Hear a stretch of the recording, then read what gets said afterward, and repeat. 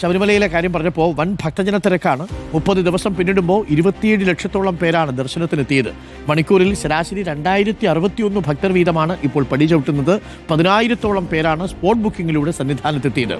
ഗോകുൽനാഥ് സന്നിധാനത്തുണ്ട്. Gokul, very good morning Gokul. സ്വാമി ശരണം.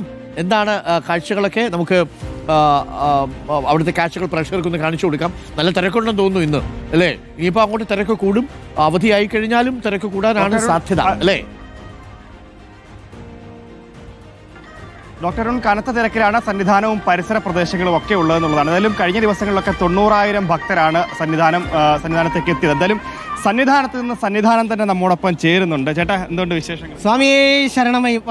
അതാ വിശേഷങ്ങൾ എന്ന് പറഞ്ഞാൽ ഭക്തിയുടെ വിശേഷങ്ങളാണ്.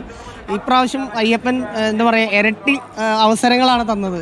ഇപ്പോൾ കാന്താര സിനിമ ഉൾപ്പെടെ നമുക്ക് പാടാൻ പറ്റി. എല്ലാത്തിനും അപ്പുറത്ത് സീസണിലായാലും ഓഫ് സീസണിലായാലും ഭഗവാനെ വന്ന് തൊഴാൻ പറ്റുന്നത് എല്ലാ കാലത്തും ഒരു ഭാഗ്യമാണ്. കാര്യങ്ങൾ നീങ്ങുകയാണ്. എല്ലാം ഗംഭീരമാവട്ടെ, എല്ലാം ഗംഭീരമാവണം. അരുൺകുമാർ തിരക്കിയെന്ന് പറയാൻ പറഞ്ഞു. അയ്യോ, അദ്ദേഹത്തിനോട് ഞാനും അന്വേഷിച്ചു എന്ന് പറയണം. കാരണം എന്താ പറയുക, വളരെ വലിയൊരു സന്തോഷം. ലൈവിലാണ് സാറേ, നമസ്കാരം. നമസ്കാരം സന്നിധാനം. നമ്മൾ പണ്ട് ഏഷ്യാനെറ്റിൽ എല്ലാവിധ അന്വേഷണങ്ങളും എല്ലാവിധ അനുഗ്രഹങ്ങളും അയ്യപ്പസ്വാമി നൽകട്ടെ എന്ന് പ്രാർത്ഥിക്കുന്നു. എല്ലാവർക്കും അയ്യപ്പസ്വാമി എല്ലാ സൗഖ്യവും മക്കളുണ്ടെന്ന് തോന്നുന്നു, അല്ലേ? പുലാവ് മാറ്റി സദ്യയിലേക്ക് മാറുമ്പോൾ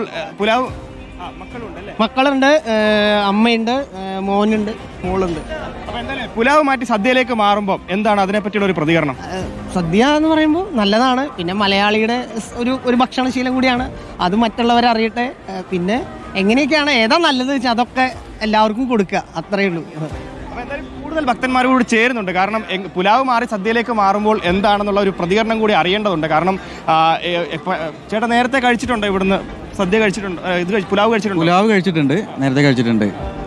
ഇപ്രാവശ്യം സദ്യയാണെന്നൊക്കെ പറഞ്ഞു. സദ്യ ആവും. അതെ പറഞ്ഞു. അപ്പോൾ ഞാൻ കഴിച്ചു നോക്കിയാലേ ബാക്കി കാര്യങ്ങൾ നമുക്ക് പറയാൻ പറ്റുള്ളൂ. ഈ മാറ്റത്തെ എങ്ങനെയാണ് കാണുന്നത്? നല്ലതാണോ? നല്ലതാണ്, വളരെ നല്ലതാണ്. കാരണം ഇത് ആന്ധ്രവരുടെ സ്വാമിമാർക്കാണ് കൂടുതലായിട്ട് പുലാവ് കാര്യങ്ങളൊക്കെ പറ്റുള്ളൂ. നമുക്ക് മലയാളീസിന് നമുക്ക് ഈ പുലാവും കാര്യങ്ങളൊന്നും അല്ലാതെ പോകില്ല. നമ്മൾ പുറത്തുനിന്നുള്ള ഫുഡാണ് കഴിക്കല്. അപ്പോൾ ഈ സദ്യ എന്നുള്ളത് നല്ലൊരു തീരുമാനമാണ്. അതെ, വളരെ നല്ല തീരുമാനമാണ്. നന്ദി ഇനി വരുമോ? കഴിക്കാൻ വേണ്ടി വരുമോ? ഇല്ല.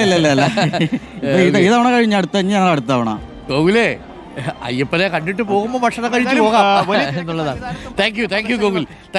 അപ്പോൾ എന്തായാലും സന്നിധാനത്തെ കൊണ്ട് ഒരു ഭക്തിഗാനം കൂടി നമുക്ക് പ്രേക്ഷകരെ കേൾപ്പിക്കണം. അതൊന്ന് തിരക്കിൻ്റെ സ്ഥലത്തുനിന്ന് മാറി നിന്ന് 2 വരി സന്നിധാനത്തെ കൊണ്ടൊന്ന് പഠിപ്പിക്കൂ. കുറേ കാലമായി സന്നിധാനത്തിൻ്റെ പാട്ട് ഇങ്ങനെ ലൈവായിട്ട് കേട്ടിട്ട്. അപ്പോൾ താങ്ക് യു ഗോകുൽ.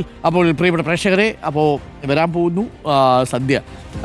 ചില പ്രേക്ഷകർ വിചാരിച്ചിട്ടുണ്ട് ശബരിമല വരുന്നത് സദ്യ കഴിക്കാനാണോ? അങ്ങനെയല്ല. സന്നിധാനത്തെത്തി അയ്യപ്പനെ കണ്ട് തിരിച്ചു പോകുമ്പോൾ മനസ്സും നിറയണം, ഒപ്പം തന്നെ വയറും നിറയണം. അയ്യപ്പനെ കണ്ടാൽ തന്നെ മനസ്സും ശരീരവും ഒക്കെ നിറഞ്ഞു പോകുമല്ലോ. അതാണല്ലോ ഒരു അനുഭവം.